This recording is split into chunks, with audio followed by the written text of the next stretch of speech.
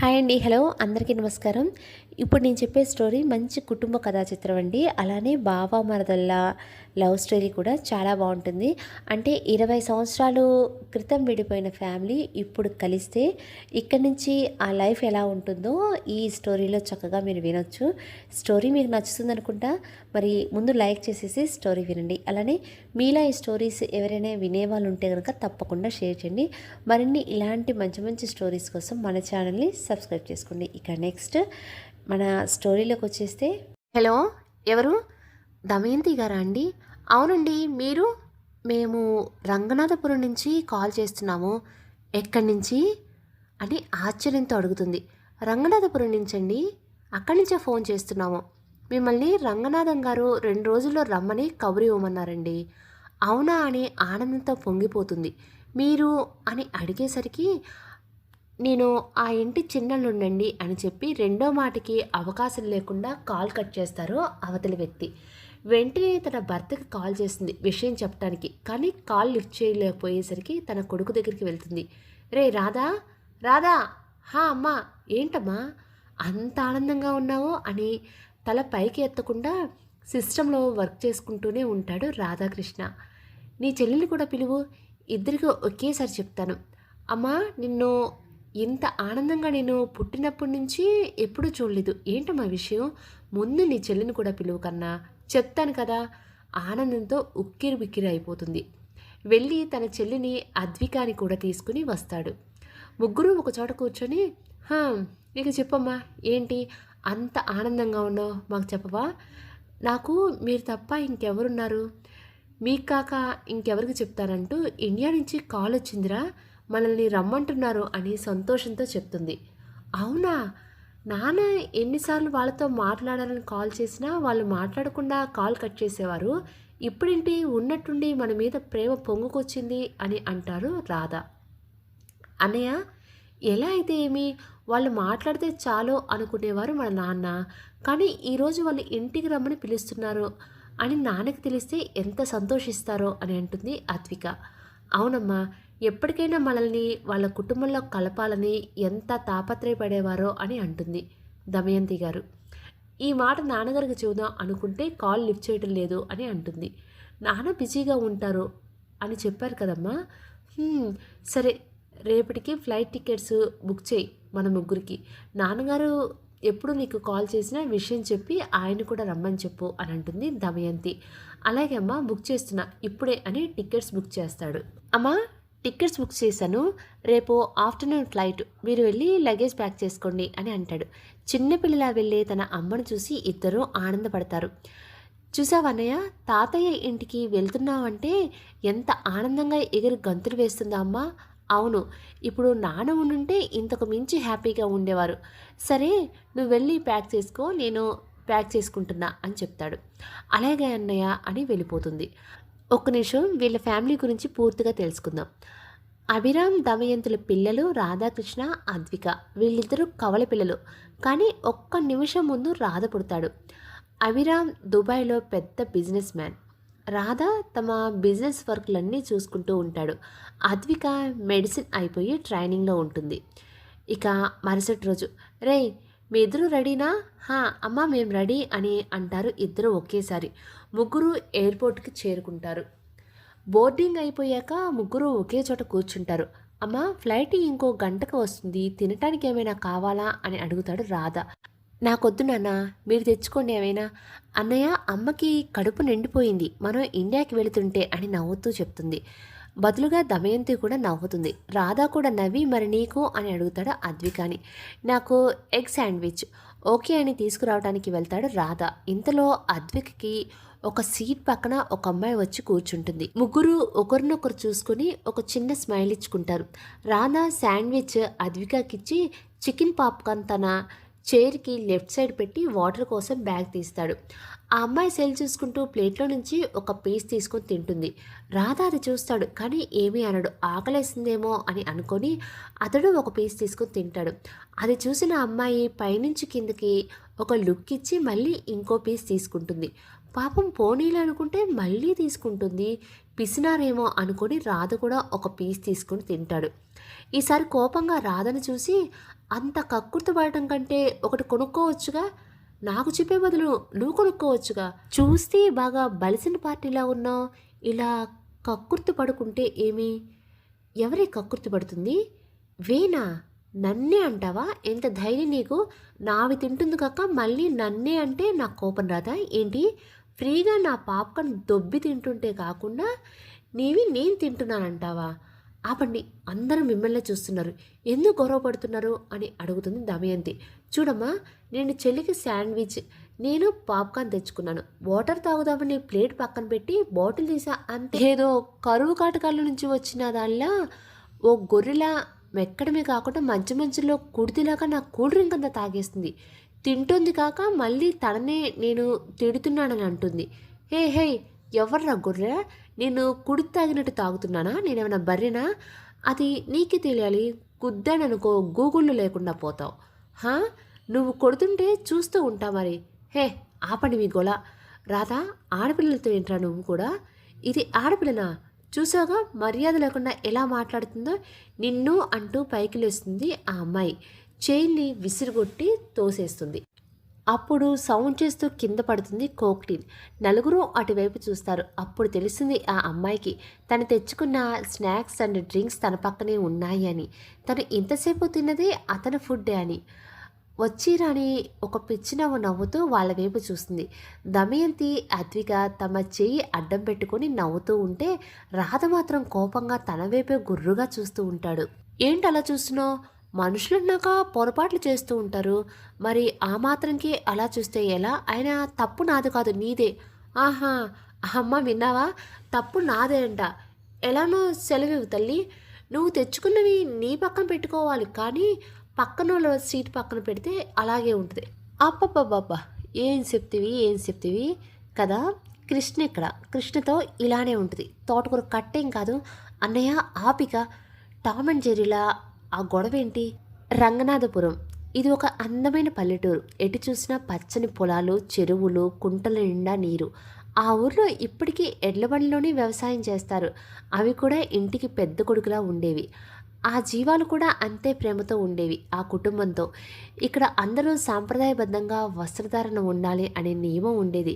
సాయంత్రం 6 గంటలకే పని ముగించుకొని 7:30 భోజనం చేసి అందరూ రాత్రిపూట అరుగు దగ్గర కూర్చొని మాట్లాడుకునేవారు. పల్లెటూరు ప్రతీకగా ఆ ఊరు ఉండేది. ఆ ఊరు హెచ్చుతగ్గులు లేకుండా అందరూ ఒకటే అనేలా ఉంటారు. ఊరంతా ఒకే కుటుంబంలా ఉంటుంది. ఆ ఊరు పెద్ద రామరాజు, అతని సతీమణి సీతామహాలక్ష్మి. పేరు తగ్గట్టుగా ఎంతో ఓపికతో అనుకువతో ఉండేది. రామరాజు గారి తండ్రి రంగనాథం. ఆయన అక్కడే ఉండే జనాలకు ఉండటానికి సొంత ఇల్లుని ఇచ్చి వ్యవసాయం చేసుకోవడానికి అందరికీ సమానంగా వ్యవసాయ భూమిని ఇచ్చారు. ఏ ఆపద వచ్చినా క్షణం ఆలస్యం చేయకుండా స్పందించేవారు. ధనవంతుడు అనే గొప్ప ఇసుమంతైనా కూడా ఆయనలోకి కనిపించేది కాదు. ఊరిలో తన సొంత డబ్బుతో ఒక స్కూల్, హాస్పిటల్ కట్టించారు. అంత మంచి మనసు ఉన్న ఆయన పేరునే ఆ ఊరి పేరుగా ఊరి ప్రజలు మార్చుకున్నారు. రామనాథం గారు కాలం చేశాక రామరాజు గారే అన్నీ చూసుకునేవారు. రామరాజుకి ఒక కొడుకు, 2 కూతుళ్ళు. కొడుకు పేరు అభిరామ్, పెద్ద కూతురు మహాలక్ష్మి, చిన్న కూతురు కనకలక్ష్మి. రామరాజు గారు 3 పిల్లల్ని సమానంగా చూసుకునేవారు. ఆడపిల్ల మగపిల్లవాడు అనే భేదం లేకుండా. కానీ సీతకి కొడుకంటే పంచ ప్రాణంగా ఉండేది. మహాలక్ష్మి, కనకలక్ష్మి అదే ఊర్లో ఉండేవారు. అనాథలైన అన్నదమ్ములకి ఇచ్చి పెళ్లి చేస్తారు. పెద్ద అల్లుడి పేరు సత్యం, చిన్న అల్లుడి పేరు శివరాం. అల్లులు కూడా వారు కొడుకుల్లాగే ఎంతో ఆప్యాయంగా ఉండేవారు. అభిరామ్ సిటీలో ఇంజనీర్గా పనిచేసేవాడు. ఇక్కడే తన కొలీగ్ అయిన దమయంతిని ప్రేమిస్తాడు. ఈ విషయం ఇంట్లో చెప్పడానికి ధైర్యం చాలాగా అలాగే మదనపడుతూ ఉంటాడు.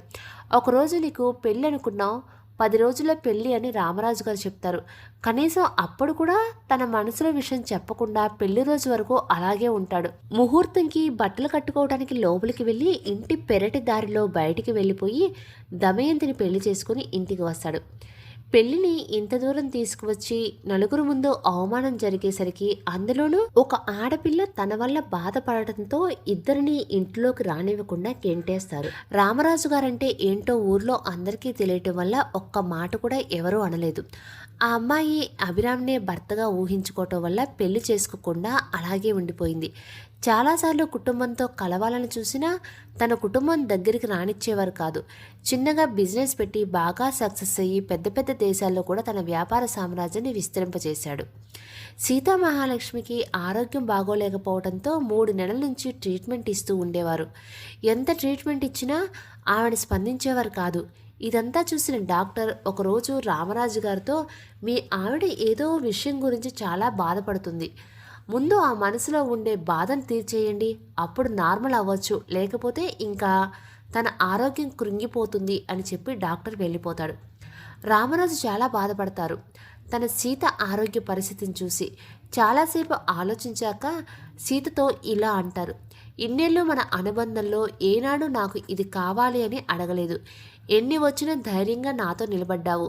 నీవు రోజు ఏ విషయం గురించి బాధపడుతున్నావో నాకు తెలిసినా తెలియనట్లే ఉండేవాణ్ణి. కానీ ఇప్పటికీ నా పంతమే నెగ్గాలి అనుకుంటే నా అంత మూర్ఖుడు ఇంకొకరు ఉండరు సీత అని అంటాడు.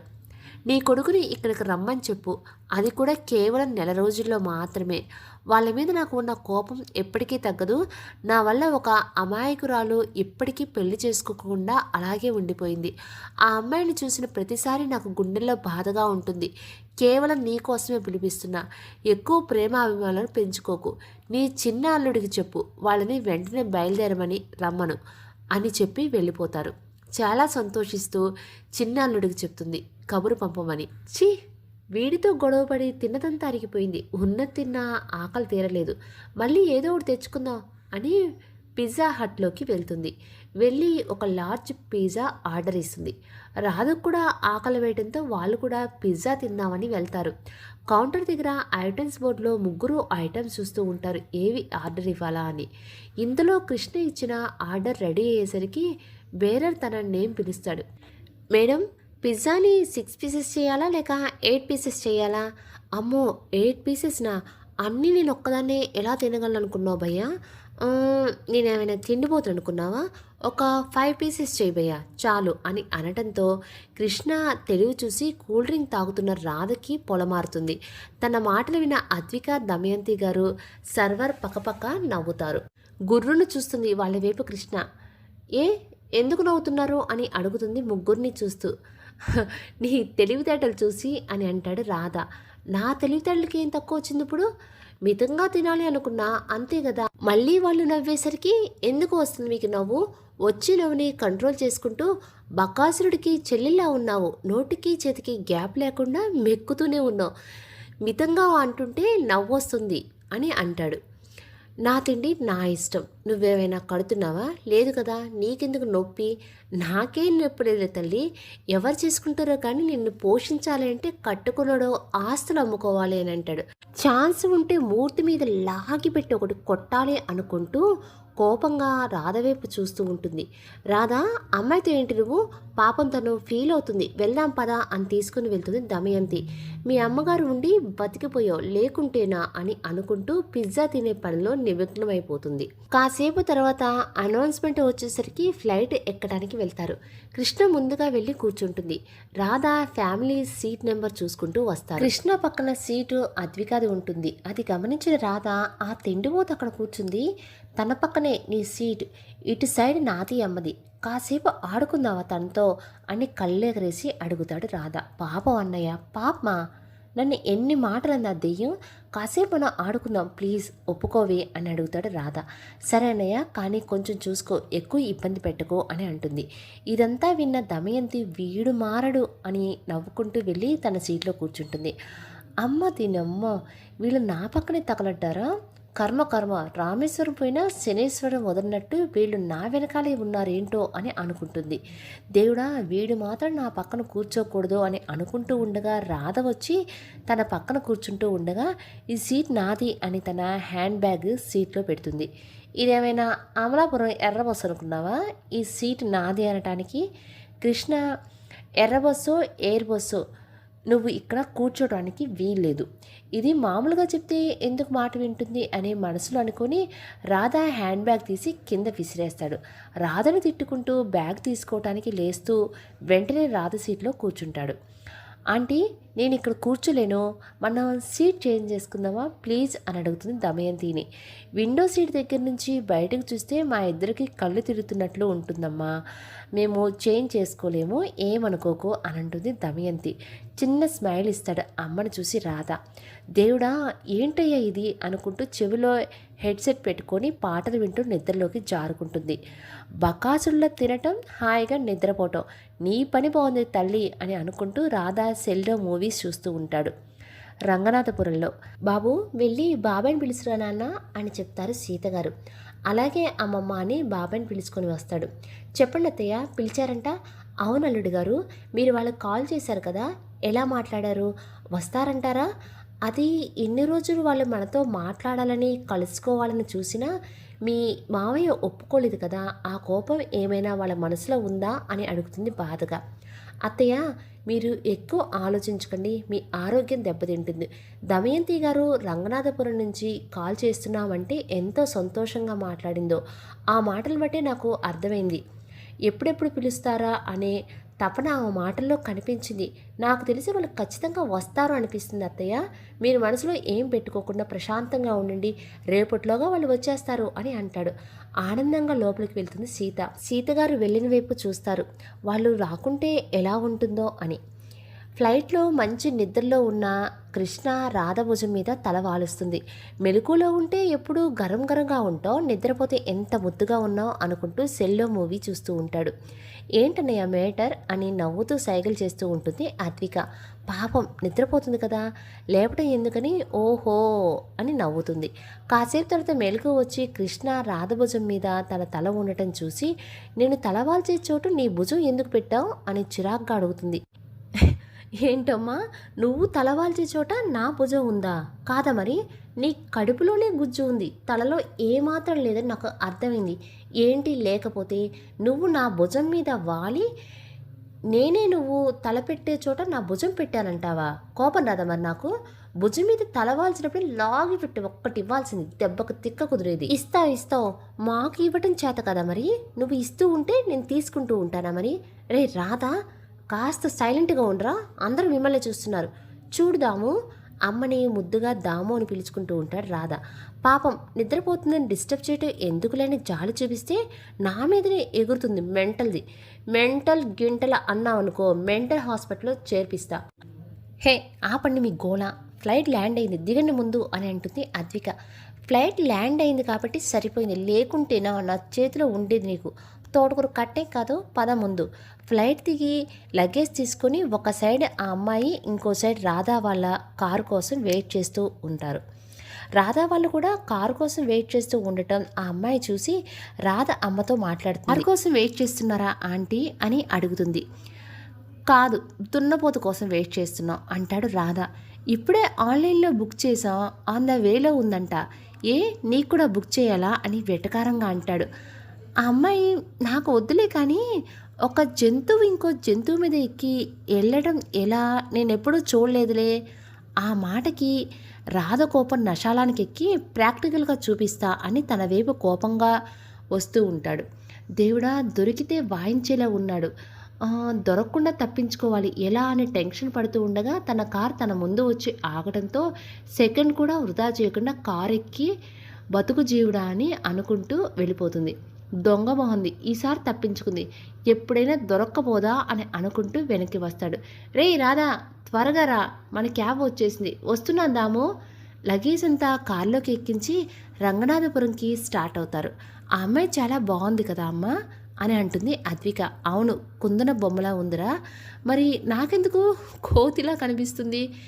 ఏ జాతి వాళ్ళకి ఆ జాతిలాగే కనిపిస్తుందిలే అన్నయ్య. ఓహో ఏంటి నన్నే కోతంటావా అని నెత్తి మీద ఒక్కటిస్తాడు. అన్నయ్య మరి నన్నే కోతంటావా? అనలే, తన పేరు కూడా అడగలేదు మీ గొడవ వల్ల. ఇంకోసారి కనిపిస్తే బాగుండు. అవును ఇంకోసారి కనిపిస్తే భలే ఉంటుంది నా చేతిలో, అప్పుడైతే తప్పించుకుంది, ఈసారి కానీ దొరకాలి. అద్విక దొరికితే అప్పుడు చెప్తా, అప్పుడు కాదు ఇప్పుడు చెప్పు. దొరికితే చెప్తాను. దొరికేసింది ఎక్కడా? అదిగో అక్కడ విండోలో నుంచి చూడు. ఏమా ఏమైంది? కార్ పంచర్ అయింది ఆంటీ, ఇంకో స్టెప్నీ కూడా లేదా ఆంటీ, అందుకే. అవునా, ఏ ఊరు వెళ్ళాలి? రంగనాథపురం. మేము ఆ ఊరికి వెళ్తున్నాం, నీకు ఇబ్బంది లేకుండా ఉంటే మాతో రావచ్చు. ఆ పిచ్చిది మనతో వద్దమ్మా. రాధా, ఒక అమ్మాయిని రోడ్డు మీద వదిలి వెళ్ళటం సంస్కారం కాదు. "హ్మ్, రామ్మా, వచ్చి కూర్చో. థ్యాంక్ యూ ఆంటీ" అని వచ్చి కారులో కూర్చుంటుంది, రాధని చూసి మూతి తిప్పుకుంటూ. అంతగా తిప్పుకోకు, అడవిలో ఉండవలసిన కోతి జనాల్లోకి వచ్చింది అని ఏంట్రా ఎక్కువ వాగుతున్నావు? అరే తురే అన్నావనుకో పిలక కోసి చేతిలో పెడతా, నోరు జాగ్రత్త. వాడితే ఎందుకులేమ్మా, నీ పేరేంటి? Krishna, the great Krishnaveni. అబ్బో, ఏమో అనుకున్నా, పిచ్చి చాలానే ఉందే. చూసారా ఆంటీ, కావాలని నాతో గొడవ పెట్టుకుంటున్నాడు నీ కొడుకు. హా, నువ్వు నా మరదలివి మరి, గొడవ పడి సరదాలాడటానికి. రే రాధా, కాసేపు గమ్మునుంటావా? నైట్ ఎప్పుడో తిన్నాము, విపరీతమైన ఆకలిగా ఉంది. ఊరికి వెళ్ళాలంటే ఇంకో 5 గంటల సమయం పడుతుంది. ఎక్కడైనా మంచి హోటల్ ఉంటే ఆపు, తిందాం అంటుంది అద్విక. సరే అని డ్రైవర్కి చెప్తాడు, హోటల్ కనిపిస్తే ఆపమని. కాసేపు తర్వాత నాన్ వెజ్ డాబా దగ్గర కారు ఆపుతాడు డ్రైవర్. సార్, ఈ హోటల్ నాన్ వెజ్ చాలా టేస్టీగా ఉంటుంది, ఒకసారి తింటే మళ్ళీ మళ్ళీ ఇక్కడే రావాలి అని అనిపించేలా ఉంటుంది అని చెప్తాడు డ్రైవర్. మాకు ఇలాంటిదే కావాలి అని థ్యాంక్స్ చెప్పి అమ్మని అద్వికని కిందకు దిగమని చెప్తాడు. రామ్మా, నువ్వు కూడా. అది నాన్ వెజ్ హోటల్ అంటే నేను నాన్ వెజ్ తినను. నిన్నే కదా 10 మంది తినేంత మెక్కావు నాన్ వెజ్. ఆంటీ, నువ్వు ఆపు రాదా, ప్రతి శనివారం మా ఇంట్లో నాన్ వెజ్ తినకూడదు అని మా తాతయ్య రూల్, అందుకే. ఎంత బాగా దొరికావే అని రాధా మనసులో అనుకుంటాడు. ఇందులో వెజ్ కూడా ఉంటుంది, మనిద్దరం వెజ్ తిందాం, సరేనా? నేను కంపెనీ ఇస్తా, అయితే ఇప్పుడు వస్తా అని గెంతుకుంటూ వస్తుంది. తిండి అనేసరికి ఎంత హుషారుగా వస్తుందో పాపకి. నా తిండి నా ఇష్టం, మధ్యలో నీకే నొప్పి. ముందు ఏదో ఒకటి ఆర్డర్ ఇవ్వండి, తర్వాత తీరిగ్గా గొడవ పెట్టుకోవచ్చు.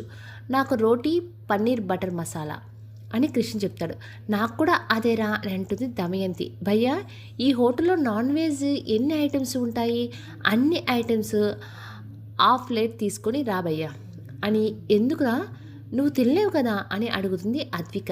నువ్వు గమ్మునుండు, ఆ అమ్మాయితో కాసేపు ఆడుకుందాం అని చెల్లికి మాత్రమే వినిపించేలా అంటాడు. అద్విక సరే అన్నట్లు మెల్లగా నవ్వుతుంది. కొద్ది నిమిషాల్లో ఆర్డర్ ఇచ్చినవి అన్నీ వాళ్ళ ముందు ఉంటాయి. దమయంతి గారు కృష్ణ తింటూ ఉంటారు. రాధ, అద్విక, ఈ లెగ్ పీస్ వేసుకో, చాలా బాగుంది, చాలా టేస్టీగా ఉందిరా అన్నయ్య, నువ్వు కొంచెం ట్రై చెయ్యి అమ్మా అని తన నోట్లో పెడుతుంది. ఎలా ఉంది దాము? సూపర్ కన్నయ్య, చాలా టేస్టీగా ఉంది అని అంటూ కృష్ణ ఫేస్ ఎక్స్ప్రెషన్ చూసి సైలెంట్ అయిపోతుంది. నాన్ వెజ్ రుచి వర్ణిస్తూ తింటుంటే ఒక పక్క తను తినాలనే ఆశ, ఇంకో పక్క వాళ్ళ మీద కోపం వస్తూ ఉంటుంది కృష్ణకి. ఇక్కడ ఎక్కడో ఏదో కాలుతున్న వాసన వస్తున్నట్టు ఉంది కదా అద్విక, నీకేమైనా వస్తుందా? అవునరా అని ముసిముసిగా నవ్వుకుంటూ ఉంటారు. వాళ్ళని కోపంగా చూసి అక్కడి నుంచి వెళ్ళిపోతుంది కృష్ణ. పాపన్రా, ఎందుకు అలా ఏడిపిస్తున్నావు ఆ అమ్మాయిని? చూడు, నీ వల్ల తినకుండా వెళ్ళిపోయింది. అమ్మా, నేనేదో అన్నానని వెళ్ళలేదు, ప్లేటు ఖాళీ అయ్యిందని. ప్లేట్ చూసి అవునా రాధా, ఖాళీ కడుపుతో వెళ్ళిపోయిందని తెగ బాధపడ్డాను అనవసరంగా. కడుపు ఖాళీగా పెట్టుకొని వెళ్ళే శాల్తీనా తను? అది సరే కానీ ఇంత ఫుడ్ ఆర్డర్ చేశావు, అంత తెలియవు కదా, వేస్ట్ అవుతుంది కదా. అది నా కోసం కాదమ్మా, బయట ఒక షెడ్ ముందు వృద్ధులు అవిటి వాళ్ళు ఉన్నారు, వాళ్ళకి పెట్టడానికి ఎన్ని ఆర్డర్ చేశాను, కొన్ని ఐటమ్స్ ఇంకా చేస్తున్నారు, వాటి కోసమే ఇంతసేపు ఆగాను. రా అద్విక, వెళ్ళి వాళ్ళకి ఫుడ్ ఇచ్చి వద్దాము రా అని చెప్పేసి బయటికి వెళ్తారు. తన పిల్లల్ని చూసి మురిసిపోతూ ఉంటుంది దమయంతి. వాళ్ళిద్దరిని చేతిలో ఫుడ్ని చూసి కృష్ణ లోపల ఆడుకున్నది సరిపోక బయట కూడా నాతో ఆడుకోవడానికి వస్తున్నారా, చెప్తా వీళ్ళ పని అని ఎదురు వెళ్తూ ఉంటుంది వాళ్ళకి. తనని తప్పుకొని వారికి దగ్గరికి వెళ్ళి తాము తెచ్చిన ఫుడ్డు వాటరు ప్రేమగా వారికి పంచుతూ ఉంటారు ఇద్దరు. ఆశగా ఆకలితో తింటున్న వారిని చూసి తన మనసు చలించిపోతుంది రాధకి. రే పదరా, ఇక లేట్ అవుతుంది అంటుంది అద్విక. సరే అని కొంచెం ముందుకు నడిచి ఏదో గుర్తుకు వచ్చి మళ్ళీ తను వాళ్ళ దగ్గరికి వెళ్ళి తన దగ్గర ఉన్న డబ్బులు మొత్తాన్ని వాళ్ళకి ఇచ్చి కారు ఎక్కుతాడు. ఏమో అనుకున్నా, నీకు కూడా మంచి మనసు ఉందే అని అనుకుంటుంది కృష్ణ. ఏదో నీ అంత కాదు, ఏదో కాస్త ఉందలే అని వెటకారంగా అంటాడు రాధా. ఛీ, నీతో మాట్లాడటం దండగా, బుద్ధి తక్కువ పని కదా. ఈ బుద్ధి ముందు ఎక్కడికి పోయిందే? చూడండి ఆంటీ, మీ కొడుకు ఎలా వాగుతున్నాడో. పసిపిల్లోళ్ళే అమ్మా, వాడి మాటలు పట్టించుకోకు. పసిపిల్లని ఎత్తుకుపోయే వాళ్ళ ఉన్నాడు ఇతను. పసిపిల్లోడా? ఏ పక్క నుంచి ఆంటీ? ఎవరే పసిపిల్లల్ని ఎత్తుకు వెళ్ళేవాళ్ళ ఉన్నది? ఎడారిలో ఇసుక అమ్ముకునేదాన్న. నన్నే అంత మాట అంటావా? గుడ్డు మీద ఈకలు పీకే పింజారి మొహం. నేను ఈకలు పీకుతూ ఉంటా, నువ్వు అమ్ముకొస్తూ ఉంటావు కదా. ఉడికిపోతూ నిన్ను ఎవరిది చేసుకుంటుందో కానీ నీకు మొదటి రాత్రి పక్కింటోడితో లేచిపోతుంది. నిన్ను చేసుకునేవాడు నీ అందాన్ని తట్టుకోలేక తాళి కట్టే ముందే సన్యాసిలో కలిసిపోతాడు. అబ్బా ఆపండి, ఏంట్రా మీరచ్చా? ఆగర్భశత్రువుల్లా అలా పోట్లాడుకుంటున్నారో అని అంటారు దమయంతి గారు. చూడమ్మా, లేకుంటే ఎలా వాగుతుందో. రా, మా ఊరికేగా వస్తుంది, ఊర్లో దొరక్కపోవు, అప్పుడు చెప్తా నీ పని. గాడిది గుడ్డేం కాదు, ఊరు వచ్చేసింది, మీ కొంప ఎక్కడో చెప్పు, నిన్ను అక్కడ తోసేసి మేము వెళ్తాము. నేనెవరో తెలియక మాట్లాడుతున్నావు, నేను ఆ ఊరి పెద్ద అని చెబుతూ ఉండగా కాల్ రావడంతో కాల్ లిఫ్ట్ చేసి మాట్లాడుతుంది. అలాగే అన్నయ్య అని మాట్లాడి కాల్ కట్ చేస్తుంది. నన్ను ఏమీ ఊర్లో తోయినక్కర్లేదు, మా అన్నయ్య ఊరి పొలిమేరలోనే ఉన్నాడు, అక్కడ డ్రాప్ చేస్తే చాలు. మంచిది, ఇంకా ఎక్కడ ఇంటి వరకు మోసుకొని వెళ్లాల్సి వస్తుందేమో అని భయపడ్డాలే. పోనీలే, భయం పోయిందిగా, అదిగో మా అన్నయ్య అక్కడే ఉన్నాడు, మా కార్ ఆపండి అని చెప్పి కార్ దిగుతుంది. థ్యాంక్ యూ ఆంటీ, మీకు వీలుంటే ఒకసారి మా ఇంటికి రండి ఆంటీ, ఇదే నా ఫోన్ నెంబర్, కాల్ చేయండి అని చెప్పి తన అన్నయ్య దగ్గరికి వెళ్ళి బైక్ ఎక్కి వెళ్తుంది. అబ్బా, తలభారం దిగిపోయినట్టు అన్నట్లు ఉంది మా దెయ్యం వెళ్ళిపోయేసరికి. ఏంట్రా ఆడపిల్ల అలా అంటున్నావు? అది ఆడపిల్ల ఉందా అసలు? సరే కానీ ఇంకా ఎంతసేపు వెళ్ళాలి దాము? అదిగో అక్కడ పెద్ద ఇల్లు కనిపిస్తుంది, అదేరా ఇల్లు. చాలా బాగుందమ్మా, బయట నుంచి చూస్తుంటే లోపల ఇంకా చాలా బాగుంటుందిరా, నాకు ఎప్పుడెప్పుడో చూద్దామా అని అనిపిస్తూ ఉంది అని ఆనందపడుతుంది అద్విక. మీ ఇద్దరు చెప్తున్నా ఇక్కడ ఉన్నన్ని రోజులు జాగ్రత్తగా ఉండండి, ఎవరిని బాధ పెట్టకండి, మన వల్ల సంతోషం మాత్రమే రావాలి కానీ బాధ రాకూడదు వాళ్ళకి. ఇప్పటికీ మన వల్ల బాధపడుతుంది చాలు, వాళ్ళు ఎందుకు పిలిచారో ఆ పని చూసుకొని ఎలా వచ్చామో అలాగే తిరిగి వెళ్ళిపోవాలి, సరేనా? వాళ్ళు ఒక్క మాట అన్నా కూడా భరించండి, ఎదురు తిరిగి మాటకు మాత్రం తావివ్వకండి. ఇద్దరూ సరే అని చెప్తారు. ఇంటి ముందు కారు ఆగుతుంది. అమ్మగారు అమ్మగారు అని లోపలికి వెళ్తుంది పని మనిషి. అమ్మా, ఒక్కసారి బయటికి రండమ్మా. ఏంటి అంత కంగారు పడుతున్నావు? మరోసారి బయటికి రండమ్మా. ఎవరొచ్చారో చూడండి. ఎవరొచ్చారే? మీరే వచ్చి చూడండమ్మా. నువ్వు చెప్పింది మేము వినాలి కానీ మేం చెప్పేది నువ్వు వినవా? పద వస్తున్నా, రండి రండి, చూడండి ఎవరొచ్చారో. వచ్చిన వాళ్ళని చూసి గుమ్మం దగ్గర ఆగిపోతుంది సీతమ్మ. సంతోషంగా చూస్తూ ఉంటుంది, కళ్ళలో నీరు నింపుకొని. మీ నాన్నమ్మ వెళ్ళి ఆశీర్వాదం తీసుకోండి అని తన బిడ్డలకు చెప్తుంది దమయంతి. రాధ అద్విక ఇద్దరూ వెళ్ళి ఆశీర్వాదాలు తీసుకుంటారు. దీర్ఘాయుష్మాన్ బావా, లేవండి నాయన అని ఇద్దరికీ భుజాలు పట్టుకుని పైకి లేపి తన చేతులతో వాళ్ళిద్దరినీ ముఖాన్ని తడుముతూ ఎంత పెద్దవారైపోయారు. రండి ఇద్దరు, నా చేతుల్లో ఈ ఇంట్లో పెరగాల్సిన వారు ఎక్కడో దేశం కాని దేశంలో పెరిగారు. నా చేతులతో గోరుముద్ర తినిపించాలి అనుకున్నా, ఆ అదృష్టమే లేకుండా పోయింది అని బాధపడుతుంది. అప్పుడు లేకపోతే ఏంటానమ్మా, ఇప్పుడు ఆ అదృష్టం వచ్చింది కదా, ఇప్పుడు తినిపించు, రోజంతా తింటూనే ఉంటాము, నువ్వు తినిపించాలే కానీ అంటారు ఇద్దరు. ఆ మాటకు నవ్వి, ఇద్దరూ మాటలు నేర్చిన చిలకల్లా ఉన్నారే, మీ పోలికి అంటారానమ్మా అని అంటాడు రాధ. అమ్మ బడవా, నన్నే అంటున్నావా అని చెవి మెలిపెడుతుంది. అబ్బా నానమ్మ, ఇక అనల్ని ప్లీజ్ వదలవా అని నటిస్తాడు రాధ. అన్నీ నాటకాలే, నీకు మీ నాన్న పొలికలే వచ్చాయి. అవును, నా కొడుకు ఇక్కడ రాలేదా, మా మీద కోపమా అని అంటుంది నానమ్మ. అదేం లేదు అత్తయ్య, పని ఉండి వేరే దేశం వెళ్ళారు, కొంచెం ఇంపార్టెంట్ వర్క్, అందుబాటులో లేరు అత్తయ్య, మీరు రమ్మన్నారని తెలిస్తే ఎక్కడ ఉన్నా ఎంత ఇంపార్టెంట్ వర్క్ అన్నా వదిలి వచ్చేస్తారు అని కాళ్ళు మొక్కుతుంది. దీర్ఘ సుమంగళి భవ అని ఆశీర్వదిస్తుంది. ఇంతలో పని మనిషి మంగమ్మ అందరినీ పిలుచుకుని వస్తుంది. అందరూ వచ్చి ప్రేమగా పలకరిస్తారు. అందరూ ఆనందంగా మాట్లాడుకోవటం లోపల నుంచి వింటూ ఉంటారు. రామనాథం గారు, అత్తయ్య మావయ్య గారు అని అడుగుతుంది దమయంతి. లోపల ఉన్నారో అని చూపిస్తుంది. నమస్కారం మావయ్య గారు అని నమస్కరిస్తుంది దమయంతి. పట్టించుకోకుండా అలాగే గమ్మును ఉంటారు రామనాథం గారు. పిల్లల్ని రమ్మని చెప్తుంది. వెళ్ళి కాళ్ళకు నమస్కరిస్తారు. ఏం మాట్లాడకుండా అక్కడి నుంచి వెళ్ళిపోతారు. బిడ్డల్ని ఎంత బాధ పెట్టారు, మీ తాతయ్య అంతేలే, మనసులో పెట్టుకోకండి అని అంటారు సీతమ్మ. అలా ఏం లేదు నానమ్మ, మేము అర్థం చేసుకోలేమా అని అంటారు ఇద్దరు. నా బంగారు కొండలే అని మెటుకులు విరుస్తూ దిష్టి తీస్తుంది. మీ పేర్లు ఏంట్రా చెప్పనే లేదు, నా పేరు రాధాకృష్ణ. నా పేరు అద్విక నాన్నమ్మ. చాలా బాగున్నాయిరా మీ ఇద్దరి పేర్లు. ఇదిగో మీ పెద్దత్త మహాలక్ష్మి, పెద్ద మావయ్య సత్యం. ఇద్దరు కాళ్ళు మొక్కుతారు. తిను మీ చిన్నత్త కనక మహాలక్ష్మి, చిన్న మావయ్య శివం. వెళ్ళి ఆశీర్వాదాలు తీసుకుంటారు. ఇంతలో కనక మహాలక్ష్మి ఏమే ఊరి మీద బలాదు తిరగటం అయ్యిందా? నేరుగా ఇంటికి రాకుండా ఊరంతా మగరాయిళ్ళ చుట్టి వచ్చావా అని అంటారు. ఆ మాటతో వెనక్కి తిరిగి చూస్తారు రాధ, అద్విక.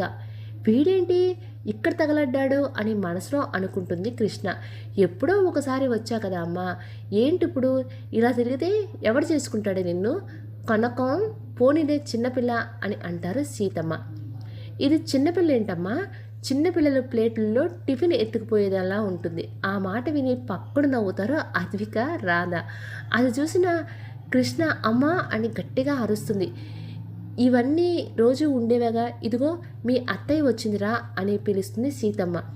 మీ అత్తయ్య అదే నా కొడుకు భార్య దమయంతి అని చెప్తుంది దమయంతిని చూపిస్తూ కృష్ణకి.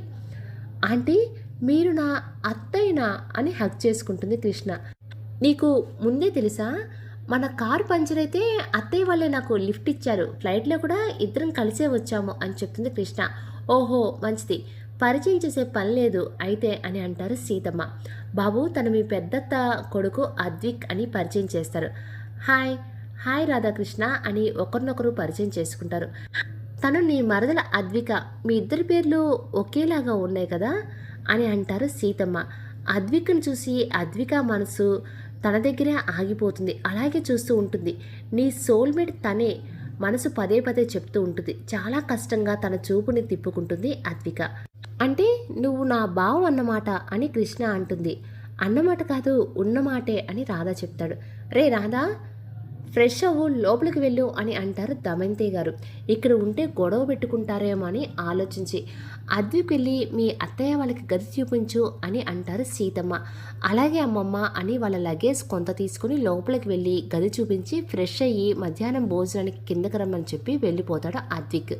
వెళ్తున్న అద్విక్ని రెప్పవాల్చకుండా చూస్తూ ఉంటుంది అద్విక. ఇది గమనించినట్లు ఉంటాడు రాధ. ఎలా ఉంది అద్విక ఇక్కడ అని రాధ అడుగుతాడు. చాలా చాలా హ్యాపీగా ఉంది. అవునా, ఇంత హ్యాపీ ఎందుకు? అదే మన వాళ్ళకు దగ్గరగా కలుసుకున్నాం కదా అందుకు. అంతేనా ఇంకా లేదా అని కన్నెగరేసి అడుగుతాడు. కంగారుగా అదేం లేదన్నయ్య, అంతే అంతే అని వాష్రూమ్కి వెళ్తుంది ఫ్రెష్ అవ్వడానికి. అన్నయ్య తేడాగా అడుగుతున్నాడు. కొంపతీసి నేను అద్వికను చూశాడా ఏంటి అని మనసులో అనుకుంటుంది. రే రాధా నువ్వు ఆ కృష్ణవేణితో గొడవ పడటం మానేరా అని చెప్తారు దమయంతి గారు. నేనేమైనా కావాలని గొడవ పడుతున్నానా? తనే కావాలని గెలుకుతుంది. ఏది ఏమైనా రాదా తనతో గొడవ పడకు. సరే అమ్మా, కానీ నా జోలకు వేస్తే మాత్రం ఒప్పుకోను. వీడు మారడు అని అనుకొని ఫ్రెష్ అయ్యి అందరూ భోజనానికి కిందకు వెళ్తారు. భోజనాలు చాలా రుచిగా ఉన్నాయి అత్తయ్యలు అని అంటాడు రాధ. అన్నీ రోట్లో నూరటం వల్లే ఇంత రుచిగా ఉన్నాయి అని అంటుంది పెద్దత్తయ్య. ఏదేమైనా చాలా చాలా రుచిగా ఉన్నాయి పెద్దత్తయ్య, ఈ తిండి తినాలంటే పెట్టి పుట్టాలి అని అంటుంది అద్విక. సీతమ్మ అంత బాగుంటే ఇక్కడే ఉండిపోండి, రోజు వండి పెడతాను. రోజు ఇక్కడే ఉండటం ఎలా నానమ్మా అని అంటూ అడుగుతుంది అద్విక. మీ అత్త కొడుకు ఉన్నాడుగా, వాడిని కట్టుకో, ఎంచక్క ఇక్కడే ఉండు, రోజు కడుపు నిండా తిందుగానివి. కట్టుకోవాలా? ఎలా కట్టుకోవాలి నానమ్మ అని అడుగుతుంది. నానమ్మ ఏముంటుందో అర్థం కాక. అయ్యో పిల్ల, అది కూడా తెలీదా? నీ బావని పెళ్లి చేసుకో అన్నాను. ఆ మాటకి అద్విక కళ్ళల్లో మెరుపు వచ్చి అద్విక్ వైపు చూస్తుంది. తనకేమీ వినపడినట్టు తినటంలో నిమగ్నమైపోతాడో అద్విక్. సీతమ్మ మాటకి అందరూ ఆశ్చర్యపోతారు. ఎందుకు అందరూ అలా చూస్తున్నారు? వరుస అయ్యేది కదా అని అన్నాను, ఇక చోటు ఆపి తినండి అని అంటుంది. అద్విక ఒక్కసారి కూడా తన వైపు చూడకపోవటం చాలా బాధపడుతుంది అద్విక. అందరూ ఆనందంగా మాట్లాడుతూ తింటున్న వారిని చూసి రామనాథం గారు చాలా ఆనందపడతారు. త్వరగా తినేసి అక్కడి నుంచి వెళ్ళిపోతూ, సీత ఊరిలో పంచాయతీ ఉంది, వెళ్ళొస్తాను. అలాగే అండి అని అంటుంది సీతమ్మ. అందరూ తినేసి కబుర్లు చెప్పుకుంటూ ఉంటారు అరుగు మీద కూర్చొని. ఇంతలో రాధ దగ్గరికి చిన్న దూడ గెంతుకుంటూ వస్తుంది. రాధకు చాలా బాగా నచ్చుతుంది ఆ దూడ. ఆ దూడ రాధ చుట్టూనే తిరుగుతూ గెంతుతూ ఉంటుంది. చిన్నపిల్లల్లా ఆడుకుంటూ ఉంటారు ఇద్దరు. ఆ రోజంతా దానితోనే ఆడుకుంటూ ఉంటాడు రాధ. అత్తయ్య పిలిచేసరికి లోపలికి వెళ్ళి బయటికి వచ్చేసరికి దూడ కనిపించదు. కనిపించకపోయేసరికి చాలా బాధగా అనిపిస్తుంది రాధకి. చుట్టుపక్కల అంతా వెతుకుతూ ఉంటాడు. ఏంటో తెగ వెతుకుతున్నారు అని అడుగుతుంది కృష్ణ దూడ కోసం. ఓహో అదా, అది ఎక్కడుందో నాకు తెలుసు. రాధ ఆరాటంగా, ఎక్కడుంది, ఎందుకు అంత ఆరాటపడుతున్నావు, నీకెందుకు, ముందు ఎక్కడుందో చెప్పు, నన్ను ఏడిపించి బాగా ఆడుకున్నావు కదా, ఇప్పుడు నా టైం వచ్చింది అని మనసులో అనుకుని, దాని పేరు రాణి, అదిగో రెండిళ్ళ పక్కన ఉన్న ఇంట్లోనే ఉంటుంది. ఆ ఇంటి యజమాని పేరు సూరయ్య, భార్య పేరు గౌరీ, మన ఇంట్లోనే పాలేరుగా పనిచేస్తూ ఉంటారు. భార్యాభర్తలు ఇద్దరు అని చెప్తుంది. అవునా, థ్యాంక్ యూ, నేను వెళ్తున్నా అని చెప్పి దూడ కోసం వెళ్తాడు. కృష్ణ ఫ్రెండ్ సత్య, ఎందుకే అబద్ధం చెప్తున్నావు, ఆ దూడ పేరు గౌరీ కదా, నువ్వేమో సూర్య భార్య పేరు చెప్పావు, నన్ను ఎంతగా ఏడిపించాడో నీకేం తెలుసు, ఇప్పుడు చూడు తమాషా అని నవ్వుతుంది. సూర్య గారు అని పిలుస్తాడు రాధ. బయటకు వచ్చే సూర్య, ఎవరు బాబు మీరు అని అడుగుతారు. మిమ్మల్ని ఎప్పుడూ ఈ ఊర్లో చూడలేదే, నా పేరు రాధాకృష్ణ, రామనాథం గారి మనవణ్ణి, అదే తన కొడుకు బిడ్డనే అని చెప్తాడు. మీరాయ్యా, మిమ్మల్ని ఎప్పుడూ చూడలేదు కదా, అందుకే తెలుసుకోలేకపోయా, చెప్పండి బాబు ఎందుకు వచ్చారు. రాణి కోసం వచ్చాను. రాణి ఎక్కడుందండి, ఇంతకీ నా భార్యతో ఏం పని అని మనసులో అనుకొని, లోపల దొడ్లో ఉందయ్యా అని అంటాడు. నాకు రాణి చాలా బాగా నచ్చింది, నాతో పంపిస్తారా, నాతోనే ఉంచుకుంటాను అని అడుగుతాడు రాధ. రాధకి వినిపించకుండా పకపక నవ్వుతూ ఉంటుంది కృష్ణ. ఆ మాటకి షాక్ అవుతాడు సూర్య. అది నీకు నచ్చటం ఏంటి బాబు, ఎప్పుడు చూసావు దాన్ని, ఇవాళ మధ్యాహ్నం నుంచి నా పక్కనే నా చుట్టూనే తిరుగుతూ ఉంది, దానికి కూడా నేనంటే చాలా ఇష్టం, పని ఉండి లోపలికి వెళ్ళి వచ్చేసరికి కనిపించకుండా వెళ్ళిపోయింది అని చెప్పి బాధపడతాడు. ఇదేంటి ఈ పిల్లోడు ఇలా మాట్లాడుతున్నాడు, ఓహో బయట దేశంలో ఇలాగే ఉంటుంది కాబోలు అని అనుకొని, దానికి పిల్లలు ఉన్నారయ్యా, ఊళ్ళో జనాలు చూస్తే బాగోదు, చూస్తే చాలా చిన్నగా ఉంది, అప్పుడే పిల్లలు కూడానా, అది చిన్నపిల్లలా ఉండటం ఏంటి, బాగా బలిసిన బర్రెలా ఉంటే అని మనసులో అనుకొని, అవునయ్యా ఇద్దరు పిల్లలు అని అంటాడు సూరయ్య. సరే రాణితో పాటు దాని పిల్లలు కూడా తీసుకుని వెళ్తా, నాతో చాలా బాగా చూసుకుంటా, ఏది కావాలంటే అది తెచ్చి పెడతా, పంపించే సూరయ్య అని అంటాడు రాధ. బాబు ఊర్లో జనాలు నవ్వుతారు బాబు, ఎవరేమనుకున్నా నాకు అవసరం లేదు సూరయ్య, నాకు రాణి కావాలి అంతే, రాణి నా మనసుకు చాలా దగ్గర అయ్యింది, కావాలంటే ఎంత డబ్బులు కావాలన్నా అడుగు ఇస్తాను. చిచి, డబ్బులకి బిడ్డల్ని పెళ్ళాన్ని అమ్ముకునే వాళ్ళ కనిపిస్తున్నానా బాబు నీకు, ఏం మాట్లాడుతున్నావు, నువ్వేగా బాబు అడిగావు, నేను అడిగింది రాణిని, నీ పెళ్ళాన్ని బిడ్డల్ని కాదు. సూరయ్య, రాణి నా పెళ్ళం కదా బాబు, దూడ నీ పెళ్ళమేంటి, దూడ నా పెళ్ళమేంటి బాబు, రాణి నా పెళ్ళం, నీ భార్య పేరు రాణినా అని అడుగుతాడు కృష్ణ. అబద్ధం చెప్పిందేమో అని అనుమానం వచ్చి, హా అయ్యా, మరి దూడ పేరు గౌరీ అయ్యా, ఇది కావాలనే పేరు మార్చి చెప్పింది అని మనసులో అనుకుని, క్షమించు సూరయ్య, పేర్లు పొరపాటు పడ్డారు, దూడ పేరు రాణి అనుకున్నాను, మీరు క్షమించండి అని అడగటం ఏంటి బాబు, మీరంటే పొరపాటు పడ్డారు, మరి నా తెలివి ఏమైంది అని తలకొట్టుకుంటాడు సూరయ్య. కోపంతో వెనక్కి తిరిగి చూస్తాడు కృష్ణని. దేవుడా, డెవిల్కి తెలిసిపోయింది, నా పని అయిపోయింది, తన చేతికి దొరికితే అని అనుకుని వెనక్కి తిరిగి చూడకుండా పరిగెత్తుతుంది కృష్ణ. 2 అడుగులతో రాధ కృష్ణని చేరుకొని, ఎక్కడికి వెళ్తావే అని జుట్టు పట్టుకొని గట్టిగా లాగుతాడు. అప్పుడు నొప్పేస్తుంది, వదులు, ఎందుకే నాకు పేర్లు తారుమారు చేసి చెప్పా, నువ్వు నన్ను ఏడిపించావు కదా, రివెంజ్ కోసం అలా చేశాను. ఆ మాటకి ఇంకా కొంచెం గట్టిగా లాగుతాడు రాధ. ఒరేయ్ దొంగ సచ్చినోడా, నొప్పేస్తుందిరా, వదులురా, మరి నన్ను ఇరికించినప్పుడు నాకు రాధ నొప్పి, ఉండు నీ పని ఇలా కాదు అని చుట్టుపక్కల ఏమైనా ఉందేమో అని వెతుకుతాడు. ఏదో చూసి, రావే నీ పని చెప్తా, ఏం చేస్తున్నారా అని కంగారుగా అడుగుతుంది. కృష్ణని అమాంతం ఎత్తుకొని కుడి తొట్లో విసిరేస్తాడు. ఊహించలేదు కదా పాపం కృష్ణ, రాధ కుడి తొట్లో వేస్తాడని. తొట్టులోకి పడ్డాక క్షణాల్లో అర్థమవుతుంది తను ఎక్కడ ఉన్నదో అని. అరే బేవర్స్, నన్నే కుడి తొట్లో పడేస్తావా, ఎంత ఉందో నీ కొవ్వు, అరే తురే అన్నావు అనుకో, పైకి లేవకుండా లోపలికి ముంచితే ఏమనుకున్నావా, నా గురించి తెలియదు నీకు, ఏంట్రా బెదిరిస్తే బెదిరిపోతాను అనుకుంటున్నావా, నీకు మాటలు చెప్తే అర్థం అవదే అని మనసులో అనుకుని మళ్ళీ కుడితిలో ముంచుతాడు. కృష్ణ పైకి లేవకుండా చేతితో నీళ్లలో అదిమి పట్టుకుంటాడు. గిలగిలా కొట్టుకుంటూ ఉంటుంది. కొన్ని క్షణాల తర్వాత పైకి లేపుతాడు కృష్ణని. ఇప్పుడు నీకు అర్థమైందనుకుంటా, నేను చెప్పేది చేస్తానని. అర్థమైందిరా, ముందు ఇక్కడి నుంచి లేపు, ఈ కంపుతో ఇక్కడ చచ్చిపోయేలా ఉన్నాను, మళ్ళీ రా అంటావా అని కోపంగా అరుస్తాడు. పొరపాటైంది స్వామి, నన్ను క్షమించు ప్లీజ్. అది అలా రా దారికి, పో ఎల్లు బతికిపో అని వదిలేస్తాడు. రాధని చూసి బుసలు కొడుతూ బయటికి వస్తుంది. నన్ను తీరిగ్గా తర్వాత చూద్దుగాను, కానీ ముందు డెటాల్ ఒక బాటిల్ వేసి స్నానం చేసి పెర్ఫ్యూమ్ కొట్టుకో, లేకుంటే నీ పక్కన ఎవరు నిలబడరు అని ముక్కు మూసుకుంటాడు ఆ కంపు భరించలేక. చెప్తా నాకు టైం వస్తుంది, అప్పుడు చెప్తారా నీ పని అని మనసులో అనుకుంటూ రాధను చూసి పళ్ళు కొరుకుతుంది. నా పని తర్వాత చెప్దుగాను, కానీ ముందు వెళ్ళు అని అక్కడి నుంచి వెళ్ళిపోతాడు రాణిని తీసుకొని. ఇంటికి వెళ్ళిన కృష్ణని చూసి అందరూ పకపక నవ్వుతారు. ఏంటి ఒళ్ళంతా కూరగాయలు చెత్త చెదర అంతా ఉంది, స్నానాల తొట్టు అనుకొని కుడి తొట్లో కూర్చున్నావా ఏంటి అని అడుగుతుంది కృష్ణ తల్లి. అమ్మా అని కోపంగా అరుస్తుంది. హా అమ్మనే, ఏమైంది చెప్పు, ఏంటి అవతారో, జరిగిందంతా చెప్తుంది కృష్ణ. గెలకటం ఎందుకు, గెలికించుకోవటం ఎందుకు, నీ పని నువ్వు చూసుకొని ఉంటే ఇలా అయ్యుండేది కాదుగా అని అంటుంది వెట్టకారంగా కనక మహాలక్ష్మి. నువ్వు అసలు తల్లివేనా, కూతురు బాధపడుతుంటే వాణ్ణి అనవలసింది మళ్ళీ నన్నే అంటున్నావా, నువ్వు చెప్పింది తప్పు కాబట్టి నిన్ను అంటున్నా అని అంటుంది కృష్ణ వాళ్ళ అమ్మ. పోయి స్నానం చెయ్యి, భరించలేకపోతున్న ఈ కంపుని అంటారు పెద్దమ్మ అద్విక్. పోతున్నా అని విసురుకుంటూ లోపలికి వెళ్తుంది కృష్ణ. రాధా, రే రాధా.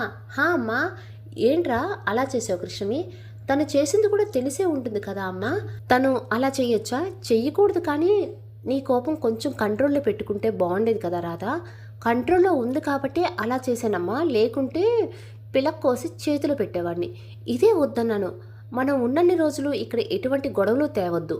నేనేం కావాలని చేయలేదు కదా అమ్మా, నా జోలికి వస్తే ఇలాగే ఉంటుంది, బాధపడుతుంది దమయంతి. గొడవలు వచ్చేలా ఏం చెయ్యలే, నువ్వు బాధపడకమ్మా, నీ కొడుకు మీద ఆ మాత్రం నమ్మకం లేదా, నిన్ను నమ్ముకుంటే ఇంకెవరైనా నమ్ముతానా కన్నయ్య, మీ నాన్న కాల్ చేశారా, ఇంకా ఎన్ని రోజులు ఉంటారు అక్కడ, ఒక్క కాల్ చేయడానికి కూడా తిరిగి లేకుండా ఉందా, బిజీ ఉండటం వల్లే కదమ్మా, లేకుంటే నాన్న ఉండేవారా అసలు మనతో మాట్లాడకుండా, మీ నాన్న మీద ఒక్క మాట పడలేవు కదరా నువ్వు, బాగా వెనకేసుకొస్తావు అని చెప్పి అక్కడి నుంచి వెళ్ళిపోతుంది దమయంతి. దమయంతి గారు వెళ్ళిపోయారు అని కన్ఫర్మ్ చేసుకున్నాక రాధ ఒకరికి కాల్ చేశాడు. మా నాన్న గురించి ఏమైనా తెలిసిందా? లేదు సార్, అదే పనిలో ఉన్నాం. ఎన్ని రోజుల నుంచి ఈ మాట చెప్తున్నారయ్యా మీరు, మీ వల్ల అవుతుందా కాదా చెప్పండి, లేకపోతే నేనే ఇంకో దారి వెతుక్కుంటాను. ఒక 2 days టైం ఇవ్వండి సార్, కేవలం 2 రోజుల్లో గుర్తుంచుకోండి అని గట్టిగా వార్నింగ్ ఇచ్చి కాల్ కట్ చేస్తాడు రాధ. వీళ్ళని నమ్ముకుంటే పని జరిగేలాగా లేదు, నేనే హ్యాండిల్ చేయాలి అని మనసులో అనుకుంటాడు రాధ. నెక్స్ట్ డే మార్నింగ్ కిచెన్లో వంట చేస్తుంటున్న ఆడబిడ్డల దగ్గరికి వెళ్తుంది దమయంతి. ఏమన్నా కావాలా వదినా అని అడుగుతుంది మహాలక్ష్మి దమయంతిని చూసి. ఏమైనా కావాలంటేనే రావాలా వదినా, లేకుంటే రాకూడదా? అలా అని కాదు, ఏమైనా అవసరపడిందేమో అని అడిగా అంతే వదినా. ఒక విషయం అడగటానికి వచ్చా వదినా. అవునా, అడగండి వదినా. మమ్మల్ని అసలు మళ్ళీ ఇంటికి పిలుస్తారో అనుకోలేదు, అలాంటిది ఇలా సడన్గా పిలిచారు, ఏమైనా కారణం ఉందా వదినా? ఓహో అదా, మీరు ఇక్కడ లేకపోయినా ప్రతిరోజు అమ్మ మిమ్మల్ని తలుచుకుంటూ ఉంటుంది. అమ్మకి అన్నయ్య అంటే పంచి ప్రాణాలు. తను దూరం అయ్యేసరికి రోజు దిగులుతో ఆలోచిస్తూ సరిగ్గా తిండి కూడా తినేది కాదు. వయసు పెరిగే కొద్దీ ఆరోగ్యం దెబ్బతింది. నాన్నకు చాలాసార్లు చెప్పింది మిమ్మల్ని ఇక్కడికి పిలిపించాలి అని, కనీసం నాన్న ఒప్పుకోకపోవడంతో చాలా బాధపడేది. ఈ మధ్య ఆరోగ్యం మరీ ఎక్కువ దెబ్బతింది. మిమ్మల్ని చూడకుండానే ప్రాణం పోతుందేమో అని రోజు మాకు ఏడుస్తూ చెప్తూ ఉండేది. ఏ దేవుడు కనికరించాడో నాన్నగారు మిమ్మల్ని ఇక్కడికి రమ్మనడానికి ఒప్పుకున్నారో అని చెప్తుంది మహాలక్ష్మి. తను చెబుతున్నంతసేపు ఏడుస్తూనే ఉంటుంది దమయంతి. నా వల్ల ఈ కుటుంబం ఎంత బాధపడింది అని ఇంకా ఎక్కువ బాధ ఇస్తుంది. అది చూసిన మహాలక్ష్మి బాధపడకుండా వదినా, మన రాత అలా రాసుంటే మనం మాత్రం ఏం చేయగలం, ఇదంతా ఏమీ ఆలోచించుకు, ఉన్నన్ని రోజులు ఆనందంగా సంతోషంగా గడుపుదాం. తలెత్తి వాళ్ళ వైపు చూస్తుంది. ఎంత గొప్ప మనసో మీ అందరిది అని. ఇంతలో రాధ అక్కడికి వస్తాడు.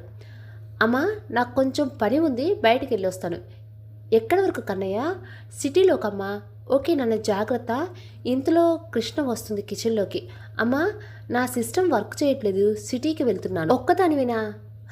లేదు, ఊర్లో ఉండే జనాలందరినీ తోడేసుకుని వెళ్తున్నా. నీకు వెటకారం చాలానే ఎక్కువ ఉంది. రాధ కూడా సిటీకి వెళ్తున్నాడంట, నువ్వు తనతో వెళ్ళు. ఏ రాధా, నీకు అభ్యంతరం లేకుంటే కృష్ణను కూడా తీసుకెళ్తావా? నాకు కొంచెం ధైర్యంగా ఉంటుంది.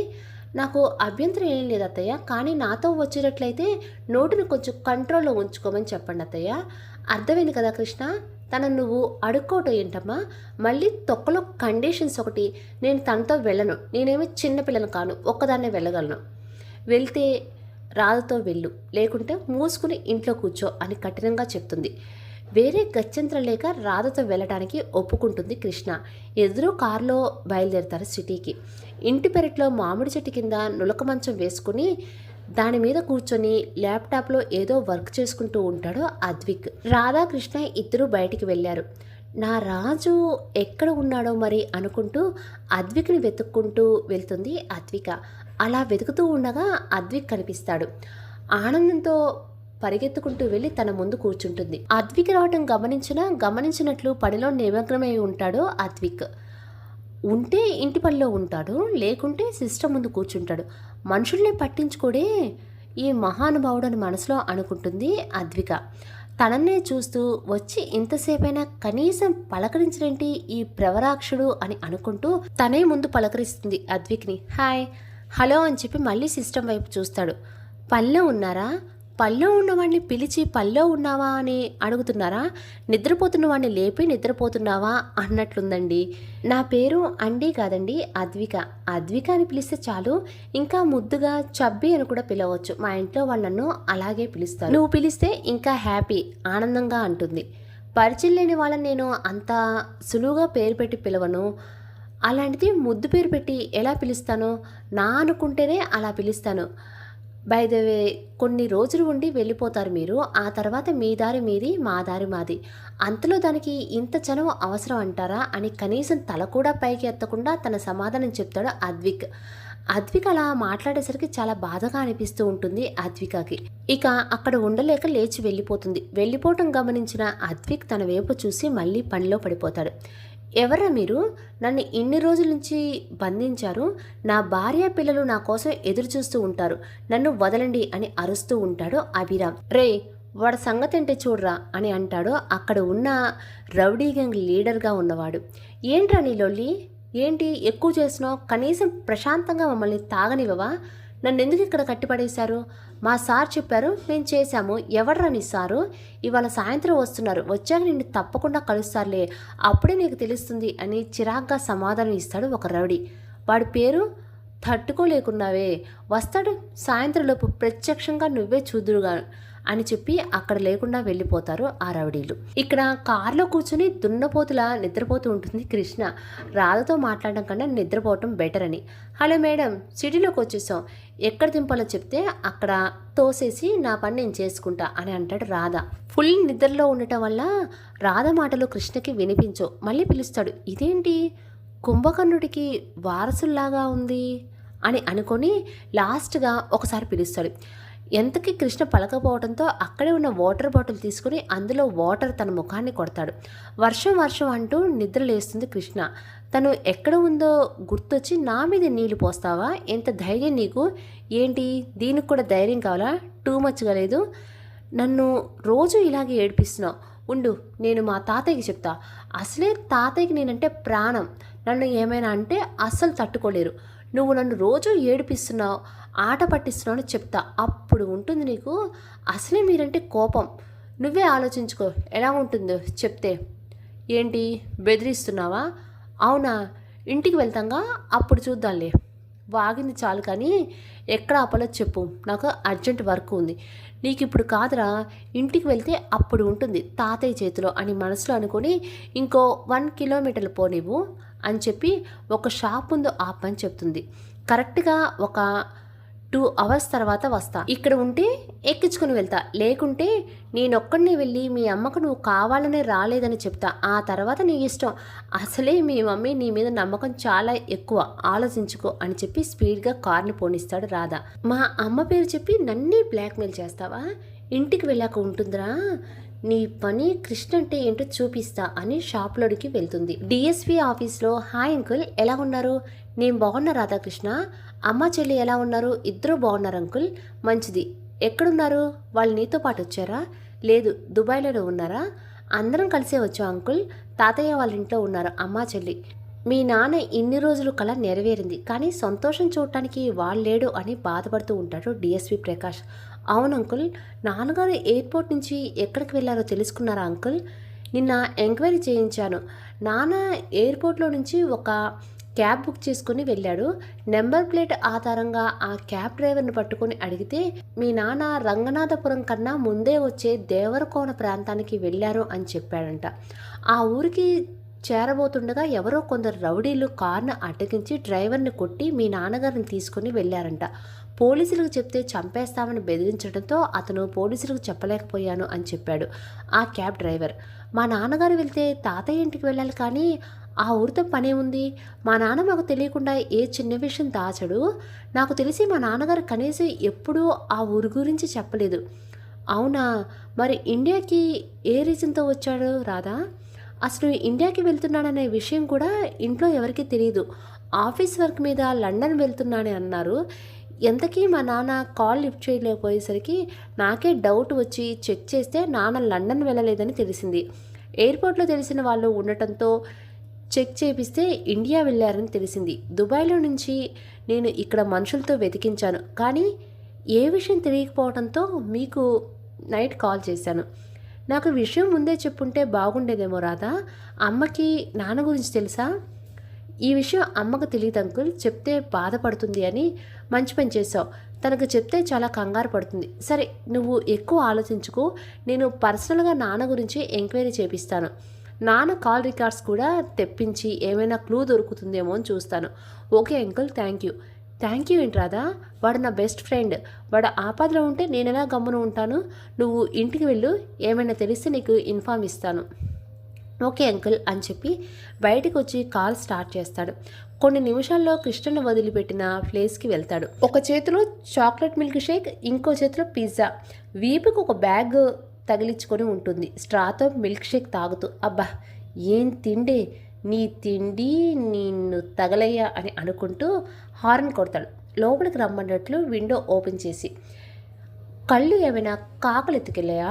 రెండు చేతులు ఖాళీ లేవో అని కనిపిస్తుందిగా, మరి ఎలా తీస్తాను? కారు డోర్ తీయి నువ్వే. మర్యాదగా అడుగుంటే డోర్ ఓపెన్ చేసేవాడిని, ఇలా వాగితే ఎందుకు తీస్తా? అయినా ఒక ఐడియా చెప్తా. ఒక చేతిలో ఉండేది నెత్తి మీద పెట్టుకో, అప్పుడు ఆ చెయ్యి ఖాళీ అవుతుంది. దాంతో ఓపెన్ చేసుకో. అబ్బా ఏం చెప్తివి? నువ్వు డోర్ ఓపెన్ చేసే వరకు నేను ఎక్కను. నేను డోర్ ఓపెన్ చేయను. నువ్వు తీసే వరకు ఇలాగే ఉంటా. ఉండు, నేను వెళ్ళిపోతా. మీ అమ్మకి నువ్వే కార్ ఎక్కలేదని చెప్తా. కోపంగా చూస్తుంది. రాధా కార్ స్టార్ట్ చేస్తాడు. వీడు అన్నట్లే చేస్తాడు అని మనసులో అనుకొని చుట్టుపక్కల చూస్తుంది. అక్కడ ఒక్క టేబుల్ కూడా ఉండటం చూసి చేతిలో ఉన్న బ్యాగ్స్ అక్కడ పెట్టి కార్ బ్యాక్ డోర్ ఓపెన్ చేసి అందులో భుజాన ఉండే బ్యాగ్ పెట్టి ఫ్రంట్ సీట్లో మిల్క్ షేక్ పెట్టి పిజ్జా బాక్స్ని తెచ్చుకుంటుంది. కార్ స్టార్ట్ చేస్తాడు రాధా. కారు ఎక్కడో ఆలస్యం. పిజ్జా ఓపెన్ చేసి ఒక పక్క పిజ్జా తింటూ మధ్య మధ్యలో జ్యూస్ తాగుతూ ఉంటుంది. ఏం కరువు ప్రాంతం నుంచి వచ్చావే తల్లి, ఆ తిండి ఏంటి? నా తిండి నా ఇష్టం. నీకొచ్చిన నష్టం ఏంటి? నీకు నొప్పి ఏంటి? ఎప్పుడో పొద్దున్న తినడంతో తనకు కూడా ఆకలి వేసి పిజ్జాను చూసి టెంప్ట్ అయ్యి, నువ్వు ఒక్కదానివే ఎక్కడమేనా? పక్కనలో కూడా ఇచ్చేదేమైనా ఉందా? ఈ పిజ్జా నాది, నేనే కొని తెచ్చుకున్నాను. కావాలంటే నువ్వు తెచ్చుకో, నేను మాత్రం ఇవ్వను. డోర్ ఓపెన్ చేయమంటే చేయలేదు, కానీ నా పిజ్జా కావాలంట అని గొణుగుతూ ఉంటుంది. పిజ్జా మీద చిల్లీ ఫ్లేక్స్ చల్లుకుంటూ కోపంతో అలాగే చూస్తాడు కృష్ణ వైపు. అలా చూడకు బాబు, దిష్టి తగులుతుంది అని అంటుంది ఒక పక్క తింటూనే. చి, పోయి నిన్ను అడిగాను చూడు, నాకు బుద్ధి లేదు. ఓహో, నీకు ఇప్పుడు తెలిసిందా? నీకు బుద్ధి లేదని నాకెప్పుడో తెలుసులే. నిన్ను అని కృష్ణని తల మీద కొట్టబోతూ అనుకోకుండా ఎదురుగా వచ్చే కారుకి డాష్ ఇస్తాడు. రాధా స్లోగా డ్రైవ్ చేయటం వల్ల ఎదురుగా ఉన్న కారు హెడ్లైన్స్ మాత్రమే దెబ్బతింటాయి. వెంటనే కారు దిగి బయటికి వస్తారు ఇద్దరు. అటువైపు కారులో నుంచి డ్రైవర్ దిగి, కళ్ళు ఏమైనా నెత్తిన పెట్టుకొని డ్రైవ్ చేస్తున్నావా? ఇంకొంచెం అయ్యుంటే కారు బ్రిడ్జ్ నుండి కింద పడేది. తప్పు మాదే భయ్యా, పొరపాటు అయ్యింది. కారులో అందరూ బాగున్నారు కదా? పక్కన అందగతి ఉండేసరికి దారి కూడా సక్రమంగా కనిపించదు. అమ్మాయి పక్కనుంటే చాలు ఊహల్లో తేలిపోతూ ఉంటారు. డ్రైవర్ కృష్ణని పొగిడేసరికి గాల్లో తేలిపోతూ ఉంటుంది. భయ్యా, ఆ అమ్మాయి అన్నావు ఓకే, మరి నీ కలగా అందగతిలా కనిపిస్తుందా? ఒకసారి చూసి బాగా ఆలోచించు భయ్యా. నన్ను పొగుడుతుంటే నీ కుళ్ళు. హా, ఎంత కుళ్ళునో మరి. ఇంట్లో కారులో నుంచి గంజి పెట్టిన తెల్లటి పంచ, తెల్లటి ఖద్దర్ షర్ట్ వేసుకుని ఒక పెద్ద మనిషి దిగుతాడు. ఏంట్రా, కార్ ఏమైనా డ్యామేజ్ అయ్యిందా అని డ్రైవర్ని అడుగుతాడు ఆ పెద్ద మనిషి. ఇంతలో రాధాకృష్ణని చూస్తూ, నువ్వు రంగనాథం మనవరాలివి కదా అని అడుగుతాడు ఆ పెద్దాయన. అవును తాతయ్య. మరి ఈ అబ్బాయి ఎవరు? మా అభిరామ్ మావయ్య కొడుకు తాతయ్య. ఓహో, బాగున్నారా బాబు? బాగున్నామండి. అండి కాదు, తాతయ్య అని పిలు. అన్నీ అనుకున్నట్లు జరిగితే నువ్వు మా ఇంట్లో పుట్టేవాడివి. ఏంటి మీరేమంటున్నారో నాకు అర్థం కాలేదు. నేను మీ ఇంట్లో పుట్టడం ఏంటి అని అర్థం కానట్లు అడుగుతాడు రాధ. మావయ్యకి తన కూతురులోనే పెళ్లి చెయ్యాలి అని సంబంధం కుదిర్చారు తాతయ్య అని అంటుంది.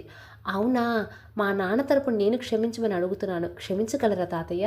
నీ సంస్కారం చూస్తుంటే చాలా ముచ్చటేస్తుంది. నీ పేరేంటి బాబు? నా పేరు రాధాకృష్ణ తాతయ్య. బాగుంది పేరు.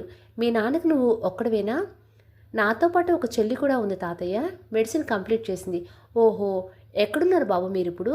మేము ఉండేది దుబాయ్లో. ఓహో, అమ్మా నాన్న కూడా వచ్చారా?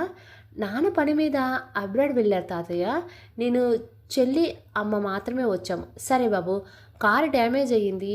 నేనే కారుని తీసుకెళ్ళి వర్క్ చేయించి మీకు అప్పగిస్తా తాతయ్య. మళ్ళీ మనకేంటి బాబు, అవన్నీ పట్టించుకోకు. మీరు జాగ్రత్తగా ఇంటికి వెళ్ళండి, సరేనా? అలాగే తాతయ్య అని చెప్పి ఇంటికి బయలుదేరతారు ఇద్దరు. నీ వాగుడితో యాక్సిడెంట్ అయింది, కొంచెంలో మిస్ అయింది. నువ్వేగా కొట్టడానికి వచ్చింది, మళ్ళీ నన్ను అంటావేంటి? బుద్ధి లేక అస్తమానం నీ తెలుగు గురించి ఏం చెప్పుకుంటావులే కానీ ముందు చూసి కారు పోనివ్వు.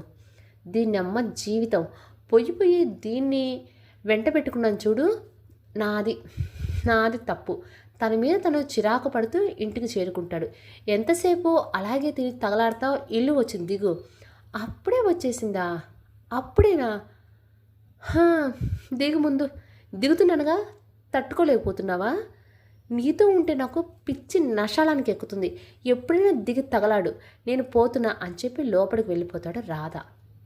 లోపలికి వస్తున్న రాధను చూసి, రాధా ఎక్కడ కృష్ణ?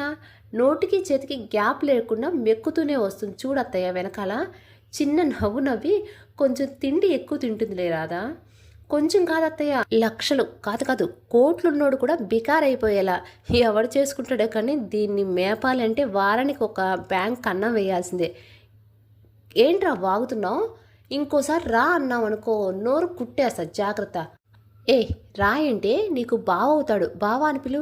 ఏంటి వీడినా అనే లోపే రాధ కోపంగా చూసేసరికి నోరు మూసేస్తుంది కృష్ణ. స్వీట్స్ తీసుకొని రమ్మన్నా ఎక్కడా అని అడుగుతుంది కృష్ణని. కార్ సీట్లో అక్కడక్కడ చిన్న చిన్న పీసెస్ పడి ఉంటాయి, వెళ్ళి తెచ్చుకో పోతయ్యా. ఏంటి స్వీట్స్ ఏవి కృష్ణ? కృష్ణ నేల చూపులు చూస్తూ ఉంటుంది. ఏం చెప్పాలో తెలియక రోజు ఏదో ఒక అబద్ధం చెప్పి తప్పించుకునేదాన్ని. ఇప్పుడు చెప్తే వీడు పక్కనే ఉన్నాడు, దొరికిపోతా ఎలా ఆలోచిస్తూ ఉంటుంది. స్వీట్స్ ఏవి కృష్ణ? దాని పొట్టలో ఉన్నాయి అత్తయ్య, కావాలంటే కోసి చూసుకో. 2 కిలోలు ఎలా తిన్నావే? ఆకలిగా ఉంటే అని తలగొక్కుంటూ చెప్తుంది. ఇంకోసారి అలాంటి పనులు ఉంటే నాకు చెప్పత్తయ్య, ఈ తిండిపోతు దేనికి మాత్రం చెప్పకు. ఇంటికి గెస్టులు వస్తున్నారు అని దీనికి చెప్పాను రాదా, మీరు బయటికి వెళ్తున్నారు అని. లేకుంటే అద్విక్కి చెప్పి తెప్పించేదాన్ని. అయినా దీని తిండి బాగోతుంది తెలిసి దీనికి చెప్పడం నా తప్పేలే. నేను అద్విక్ కాల్ చేసి చెప్తా, వెళ్ళి ఫ్రెష్ అయ్యిరండి, భోజనం చేదురు కానీ. అవునా, చాలా ఆకలిగా ఉంది, త్వరగా ఫ్రెష్ అయ్యి వస్తా అని చెప్పి తన రూమ్లోనికి వెళ్ళిపోతుంది కృష్ణ. రాధా చిన్నత్తయ్య ఒకరి ముఖాల్లో ఒకరు చూసుకుంటూ షాక్ అయిపోతారు. సిస్టంలో వర్క్ చేసుకుంటున్న అమ్మాయి దగ్గరికి వెళ్ళి, ఐ లవ్ యూ, నేను చూసిన మరుక్షణం నేను ప్రేమలో పడిపోయాను, నేను నిన్ను పెళ్లి చేసుకుంటాను అని ఒక రెడ్ రోజ్ తీసుకుని ఆ అమ్మాయి ముందు నిలబడతాడు.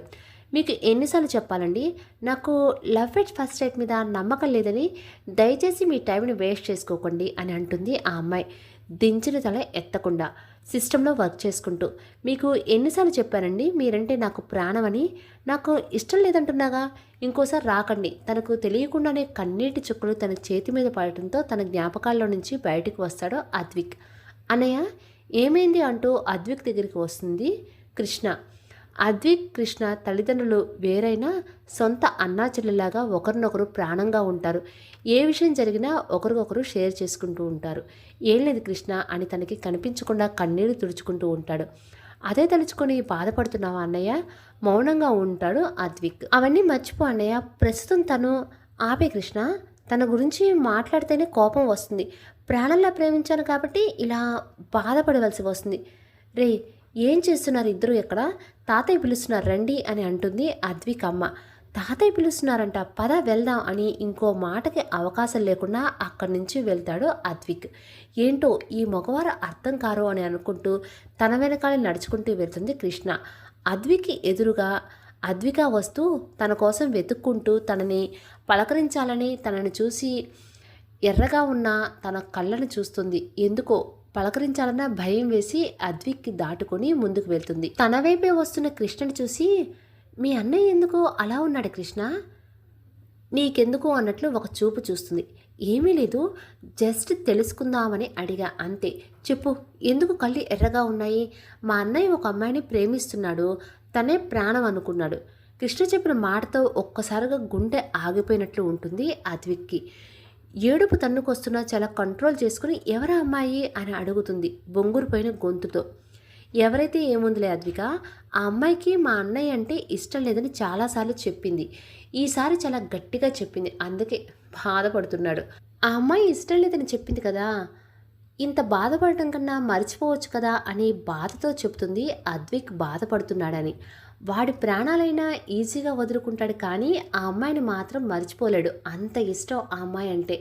ఇక ఏమీ అనలేక అక్కడి నుంచి తన రూమ్లోనికి వెళ్ళిపోతుంది. గదిలో మాట్లాడుకుంటున్న రామనాథం గారిని చక్రవర్తి గారిని పిలుస్తారు కనక మహాలక్ష్మి భోజనానికి. పలకరింపులు అయ్యాక అందరూ డైనింగ్ టేబుల్ దగ్గరికి కూర్చుంటారు భోజనానికి. ఎలా ఉంది అన్నయ్య గారు ఆశ్రమం అని అడుగుతారు సీతామహాలక్ష్మి గారు చక్రవర్తి గారిని చూసి. బాగుందమ్మా, కొందరు పిల్లల్ని కొత్తగా చేర్పిస్తున్నారు, కొంతమంది పిల్లల్ని దత్తత తీసుకుంటున్నారు. ఈరోజు కూడా 4 పేరెంట్స్ వస్తామన్నారు అమ్మ దత్తత తీసుకోవటానికి. మంచిది అన్నయ్య గారు, అనాథలుగా పెరగకుండా వాళ్ళకి తల్లిదండ్రులు ఉండేలా చేశాడు ఆ దేవుడు. అవునమ్మా, కొందరు గతిలేని పక్షుల్లో పిల్లల్ని చేర్పిస్తుంటే కొందరు తప్పుడు తిరుగులు తిరిగి ఎక్కడ పడితే అక్కడ పడేసి వెళ్తున్నారు. తల్లిదండ్రులు లేని పసిపిల్లలను చూస్తుంటే ఎంత బాధగా అనిపిస్తుందో మనసుకి. మీరు చాలా మంచివారు అన్నయ్య, ఎంతమంది దిక్కులేని వారికి ఆశ్రమం కల్పించారు. నాదే ఉందమ్మా, ఇదంతా వాడితేగా. నా స్నేహితుడు రామనాథన్ సపోర్ట్ లేకుంటే ఇదంతా జరిగేది కాదు. చిన్న నవ్వు నవ్వి అందరికీ వడ్డిస్తారు సీతమ్మ గారు ఇద్దరు కూతుర్లు. అందరూ ఆనందంగా మాట్లాడుతూ భోజనం చేస్తుంటే అద్విక్ మాత్రం ఏమీ మాట్లాడకుండా సైలెంట్గా తింటూ ఉంటారు. భోజనం తినడం అయ్యాక చేతిలో 2 చపాతీలతో పైకి లేస్తుంది కృష్ణ. తినింది సరిపోలేదా, నీది కడుపా చెరువా అని అంటుంది కృష్ణ అమ్మ. అయ్యో అమ్మా, నాకు దిష్టి పెడుతున్నావు, మర్యాదగా అక్కడ పెట్టి వెళ్తావా లేకుంటే మీ నాన్నగారికి చెప్పనా? అయ్యో అమ్మా, ఇది నాకు కాదు మా టామీకి, చెప్పేది కూడా పూర్తిగా వినవా అని కోపంగా అంటుంది కృష్ణ. ఓహో టామీకా, ఇంకా నీకనుకున్నా, సరే ఇంకోటి తీసుకొని పెట్టు అని అంటారు కృష్ణ వాళ్ళ అమ్మ. అలాగే అమ్మని ఇంకో చపాతీ తీసుకుని బయటికి వెళ్తుంది. తననే ఫాలో అయ్యి రాధ తను ఏం చేస్తుందో చూసి కృష్ణ అమ్మని తీసుకుని వస్తాడు లోపలికి వెళ్ళి. అటువైపు తిరిగి ఉన్న కృష్ణ ముందుకు వెళ్ళి, ఏ కృష్ణ ఏం చేస్తున్నావే అంటే, టామీ వద్దని చెప్పింది, వేస్ట్ చేయడం ఎందుకని తింటున్నాను గుర్రుమని చూస్తుంది కృష్ణ వైపు. నాకు పెట్టేదే 2 చపాతీలు, ఆకలిగా ఉండదా మరి అంటుంది మూతి సొట్టగా పోనిచ్చి. నాకు ఒక డౌట్ అత్తయ్య, అంత తిండి తిన్నా కూడా ఇది ఎలా స్లిమ్గా ఉంటుంది? అది గాడ్ ఇచ్చిన గిఫ్ట్లే బాబు, మా అమ్మ దగ్గర తిట్టించాలని తీసుకొచ్చావు కదా అని అంటుంది కృష్ణ. నాకు ఇంకో పని లేదనుకున్నావా? కుక్క పేరు చెప్పి నువ్వు మెక్కుతుంటే ఈ ఘోరాన్ని చూడలేక తీసుకుని వచ్చాను. తీసుకొచ్చావుగా, నీ పని అయిపోయిందిగా, ఇంకెందుకున్నావు ఇక్కడ దొబ్బేక? ఛీ, నీతో మాట్లాడడం కన్నా వెళ్ళిపోవటం బెటర్ అని అక్కడి నుంచి వెళ్ళిపోతాడు రాధ. మరి ఈ కుటుంబ కథ ఎన్ని మలుపులు తిరుగుతుంది? రాధా వాళ్ళ నాన్నగారు ఎక్కడికి వెళ్ళారు? తిరిగి వస్తారా? అలానే అద్విక్ ప్రేమించిన అమ్మాయి ఎవరు? అద్విక ప్రేమని అద్విక్ ఒప్పుకుంటాడా? రాధ కృష్ణని ప్రేమిస్తున్నాడా? అసలు రాధ అద్విక వాళ్ళతో వాళ్ళ తాతగారు మాట్లాడతారా? వీటన్నిటికీ సమాధానం నెక్స్ట్ ఎపిసోడ్లో చూద్దాం. అప్పటి వరకు ఒక చిన్న లైక్ చేయొచ్చు కదా, మీకు ఈ స్టోరీ నచ్చే ఉంటుంది కదా, అందుకని అడుగుతున్నా. అలానే మీలా ఈ స్టోరీస్ వినేవాళ్ళు ఎవరైనా ఉంటే కనుక కంపల్సరీ ఈ స్టోరీని ఫార్వర్డ్ చేయండి. కొత్త వాళ్ళైతే ఇలాంటి మంచి మంచి స్టోరీస్ కోసం మన ఛానల్ని సబ్స్క్రైబ్ చేసుకోండి. ఓకేనా? Thank you.